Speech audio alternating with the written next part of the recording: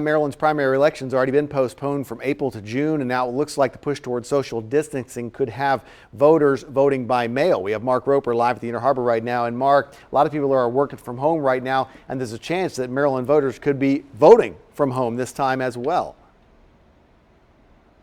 Yeah, Christian, it looks like it could be headed that way. After all, the coronavirus outbreak already has many people working from home and many businesses forced to close. And now it looks like there could be no in-person voting for the June primary. Now, just last week, Governor Larry Hogan put the Maryland Elections Board to task to figure out how to hold a primary during a pandemic. Practicing social distancing and staying 6 feet away from poll workers and other voters isn't always easy at a voting center, especially during a busy presidential election year.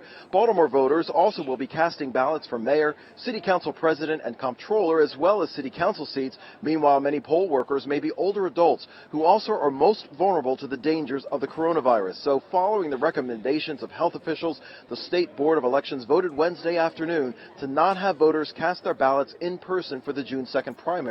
Instead, all voting would be done by mail.